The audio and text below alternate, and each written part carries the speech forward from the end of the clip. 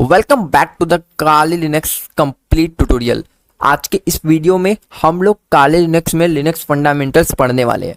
तो इसके पहले हम लोगों ने डिस्कस किया था काली का कंप्लीट ओवरव्यू, जहां पे मैंने आपको बताया था कि काली क्या होती है, काली में कितने टूल्स होते हैं, और साथ में मैंने आपको काली किसने बनाया था इसके बारे में बताया था। पूरा मैंने उस वीडियो में डिस्कस किया है, तो आप लोग उस वीडियो को जाके देख सकते हैं। मैंने पहले आपको बताया था, वीडियो के शुरू में ही काली का ओवरव्यू दे दिया था कि वहाँ पे टूल्स क्या क्या होते हैं, काली कौन सा ब्राउज़र यूज करता है, ये सारी बातें मैंने आपको बता दी थी।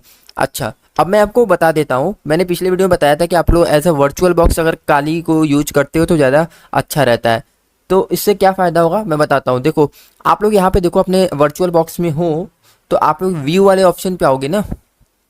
यहाँ पे देखो, आप लोग ऐसे ले जा रहे हो तो यहाँ पे होम काली करके आ रहा है, आपका करंट डायरेक्टरी बता रहा है। ये सारी बातें हम लोग जानेंगे अभी। तो यहाँ पे व्यू वाले डायरेक्शन में जाओगे तो यहाँ पे जैसे आप लोग इस पर क्लिक करोगे तो ये फुल स्क्रीन मोड आपका हो जाएगा। मतलब कि आप जैसे इस पर क्लिक करते हो तो आपका स्क्रीन जो है, ये जो आपको ऊपर नीचे पॉपअप आ रहा है, जो ये बार आ रहा है स्टेटस बार, वो गायब हो जाएगा। ठीक है, तो अगर काली को फुल स्क्रीन में करना चाहते हो तो कर सकते हो। अच्छा, अब मैं आपको यहाँ पर ले चलूँगा काली के ऑप्शन पर। यहाँ पर एक कमाल की बातें बताता हूँ।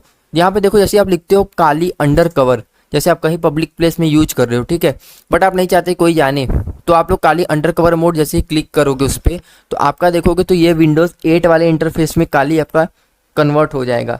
टूल्स भी वैसे रहेंगे, सब कुछ वैसे रहेगा, बट आपका लगेगा कि कोई विंडोज़ यूज कर रहा है। इस तरीके से देखो, अगर मैं यहाँ पे सब कुछ वर्किंग है, ऐसा नहीं है डमी है। यहाँ पर देखोगे तो आपको मैं अगर क्लिक करके दिखाऊं तो यहाँ पर देखो, ये देखो आपके सामने काली का टर्मिनल हो जाएगा ओपन। यहाँ पे मैं अगर विंडोज़ पे क्लिक करूँगा ना तो यहाँ देखो, देख रहे हो, ये काली का टर्मिनल है। अगर मैं यहाँ पे लिखता हूँ जैसे ls, क्योंकि विंडोज़ में ls काम नहीं करता है, आप लोग करके देख लेना एक बार, ठीक है। ये देखो काली की यहाँ पे करंट, यहाँ पे जैसे मैं लिखता हूँ pwd, तो यहाँ पे देखो करंट डायरेक्टरी पता चल गया, तो ये काली का ही है। ठीक है, यहाँ पे मैं लिखता हूँ sudo su, ऐसा लग रहा है भाई कि हम लोग विंडोज़ में काम कर रहे हैं, बट असल में हम लोग विंडोज़ में नहीं काम कर रहे हैं, हम लोग काली में काम कर रहे हैं। तो इस तरीके से आप लोग अंडर कवर मोड इसका यूज कर सकते हो। यहाँ पे मैं और भी बातें आपको बताता हूँ। जैसे यहाँ पर देखो ट्रैश आ रहा है, असल में विंडोज़ में आता था क्या, विंडोज़ में आता था भाई रिसाइकल बीन, बट यहाँ पे ट्रैश आ रहा है, इसका रीनेम भी कर सकते हो, है ना। तो यहाँ पर इस तरीके से हम लोग, और आगे देखो ये काली में ही फीचर आता है इनबिल्ड, और यहाँ पर देखो सारे टूल्स आपके अवेलेबल है, आप लोग इस तरीके से देख सकते हो। आप कहोगे भाई अगर मुझे वापस अपने काली में जाना है तो उसके लिए मैं क्या करूँगा, उसके लिए भाई आप लोग यहाँ पर वापस से लिख दोगे भाई, काम करोगे भाई काली अंडर कवर लिखोगे तो आपका यहाँ पे आ जाएगा, और वापस से क्लिक करोगे तो वापस अपने आप ओरिजिनल काली में चले जाओगे। ठीक है, आपका इंटरफेस वैसे ही काली का हो जाएगा।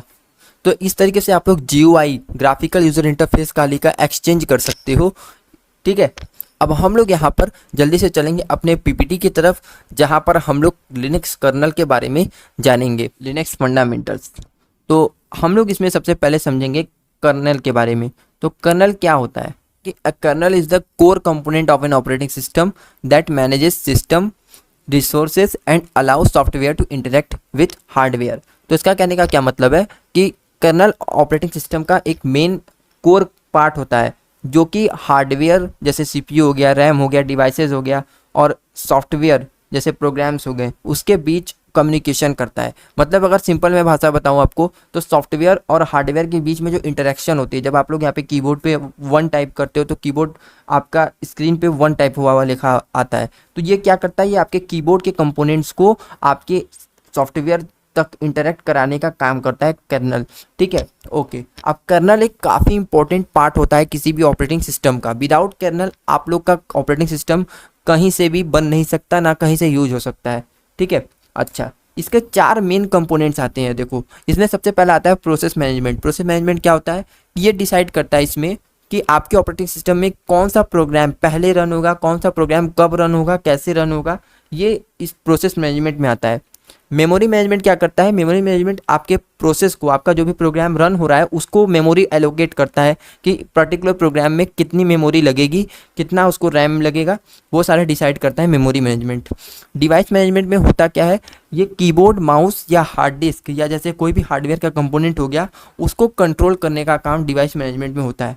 और सिस्टम कॉल्स में ये होता है कि प्रोग्राम को हार्डवेयर एक्सेस कराने का एक सेफ तरीका देना, ये सिस्टम कॉल्स में होता है। ठीक है, अच्छा, जैसे हम लोग यहाँ पे ls लिखते हैं अपने स्क्रीन पे, तो कैसे ls आ जाता है हमारे स्क्रीन पे डायरेक्ट, हम लोग कीबोर्ड से टाइप करते हैं तो तो यहाँ पे होता क्या है कि हम लोग यूजर हैं, हम लोग अपने सेल में क्या किए, ls को टाइप किए, तो ये कर्नल के पास भेजता है हमारे सिग्नल को कि भाई यूजर ने कुछ लिखा है। तो कर्नल जो क्या करता है वो ये चारों प्रोसेस करता है, फिर चारों प्रोसेस करने के बाद ये हार्डवेयर को सिग्नल भेजता है कि हाँ अब ये तुम जो है अब ls यहाँ पे टाइप कर दो स्क्रीन पे। तो ये क्या करता है, हार्डवेयर आपके शो करा देता है आपके सॉफ्टवेयर को ls। ठीक है, तो ये कर्नल ही हार्डवेयर को कमांड देता है कि क्या कराना है एक्चुअल में सॉफ्टवेयर के पास। ठीक है, अच्छा तो अब हम लोग बात कर लेते हैं लिनक्स कर्नल के बारे में। अब ये लिनक्स कर्नल क्या है भैया, देखो लिनक्स कर्नल ये क्या है मैं आपको बताता हूँ।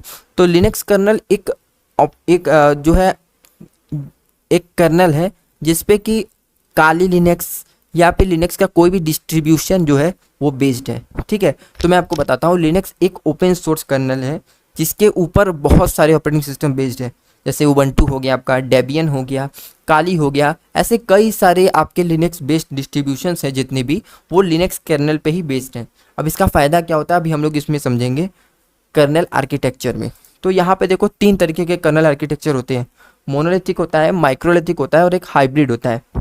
अब देखो यहाँ पे जो मोनोलिथिक कर्नल है मैं इसके बारे में आपको बताने जा रहा हूँ।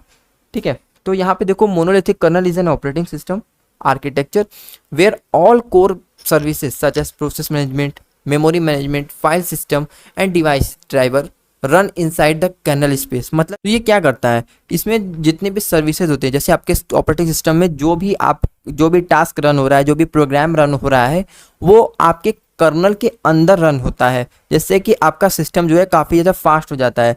और काली जो है, जो लिनक्स ऑपरेटिंग सिस्टम है, वो क्या है, वो मोनोलिथिक कर्नल पे ही बेस्ड है। अभी मैंने आपको लिनक्स कर्नल के बारे में बताया ना, तो वो जो लिनक्स कर्नल है वो मोनोलिथिक कर्नल पे बेस्ड है, जिससे कि आपका ऑपरेटिंग सिस्टम, इसके डिस्ट्रीब्यूशन में जितनी भी ऑपरेटिंग सिस्टम होते हैं उसमें से ज़्यादातर आपके फास्ट मिलते हैं। क्यों मिलते हैं, क्योंकि ये मोनोलिथिक कर्नल पे बेस्ड होता है, इसीलिए। ठीक है, अच्छा मतलब सारे प्रोग्राम्स जो है इसके कर्नल के अंदर ही रन होते हैं, इसी को हम लोग क्या कहते हैं, मोनोलिथिक कर्नल कहते हैं। अच्छा ओके, अब हम लोग को ये समझ गए। सबसे पहले और एक और बात मैं अगर इसकी एडवांटेज के बारे में बताऊं तो ये जो है कर्नल डायरेक्ट हार्डवेयर कंट्रोल करता है, इसीलिए इसके रिसोर्स मैनेजमेंट काफ़ी ज़्यादा एफिशिएंट होता है।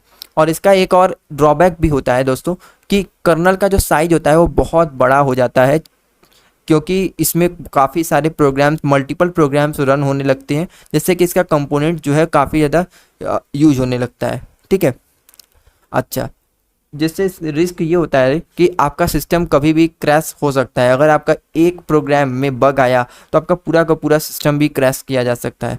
तो इसीलिए इसका ये एक ड्रॉबैक होता है, बाकी इसमें आपका काफ़ी फास्ट सिस्टम चलेगा और काफ़ी अच्छा लगता है। ठीक है, अगर हम लोग माइक्रो कर्नल के बारे में बात करें तो यहाँ पर आप लोग देखो माइक्रो कर्नल। तो माइक्रो कर्नल मैंने लिखा है, uh micro kernel is an operating system architecture where only the most essential functions run in kernel space while other services run in user space। मतलब क्या हुआ इसका, मतलब इसका ये हुआ कि माइक्रो कर्नल एक ऐसा ऑपरेटिंग सिस्टम डिज़ाइन है जिसमें कर्नल को छोटा रखा जाता है, बहुत ज़्यादा छोटा रखा जाता है, और इसमें सिर्फ और सिर्फ बेसिक काम कर्नल करता है। क्या करता है बेसिक काम, बाकी छोटे छोटे जो प्रोग्राम्स हो गए जो कम रैम यूज करते हैं वो सारे प्रोग्राम को रन करने का काम करता है। मतलब कहने का ये है कि बेसिक सर्विसेज जैसे फाइल सिस्टम और डिवाइस ड्राइवर यूजर स्पेस में रन करता है, बाकी इसमें कोई काम नहीं होता है। ठीक है, जिसका ये होता है फ़ायदा कि आप लोग इसमें जो है अच्छे से काम कर पाते हो, बट इसका सिस्टम जो है काफ़ी ज़्यादा स्लो हो जाता है। ठीक है, और मैं इसमें बताऊं प्रोसेस मैनेजमेंट का काम, तो इसके कुछ मेन कंपोनेंट्स होते हैं माइक्रो कर्नल के। पहला होता है प्रोसेस मैनेजमेंट। ये क्या करता है प्रोसेस मैनेजमेंट, इसमें माइक्रो कर्नल प्रोसेस को क्रिएट और शेड्यूल करता है, जिससे कि इसमें एक टाइम पे एक ही प्रोसेस हो पाता है, क्योंकि इसका साइज बहुत कर्नल का छोटा होता है, जिससे कि आपका सिस्टम जो भी इस पर बेस्ड होता है, जो भी ऑपरेटिंग सिस्टम, वो बहुत ज़्यादा स्लो होता है। कौन कौन से ऑपरेटिंग सिस्टम बेस्ड होते हैं, तो देखो मैं आपको एक दो एग्जाम्पल दे देता हूँ।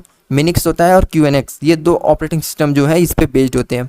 अच्छा, इसका जो सेकंड मेन कंपोनेंट आता है वो आता है मेमोरी मैनेजमेंट। मेमोरी मैनेजमेंट क्या होता है, ये माइक्रो कर्नल जो है रैम एलोकेशन और मेमोरी प्रोटेक्शन मैनेज करता है। ठीक है, और इसमें थर्ड आता है IPS। IPS क्या होता है दोस्तों, ये होता है इंटर प्रोसेस कम्युनिकेशन। ये क्या करता है, ये IPS एक मैकेनिज्म है जो डिफरेंट प्रोग्राम्स और सर्विसेज को एक दूसरे से कम्युनिकेट करने देता है। जैसे ये माइक्रो कर्नल आर्किटेक्चर का मोस्ट इंपॉर्टेंट पार्ट होता है, जो कि एक प्रोग्राम और दूसरे प्रोग्राम से कम्युनिकेट करने का एक रास्ता बताता है इस तरीके से। ठीक है, ओके, अब तो आपको यहाँ पे ये समझ में आ गया। अब हम लोग बात करते हैं हाइब्रिड कर्नल के बारे में। तो हाइब्रिड कर्नल यहाँ पे मैंने लिखा है कि A hybrid kernel is an operating system architecture that combines features of both monolithic and microkernel design। मतलब कि हाइब्रिड से समझ में आ रहा है कि ये दोनों ऑपरेटिंग सिस्टम को मिला के बनाया गया है, सॉरी दोनों कर्नल को मिला के बनाया गया है।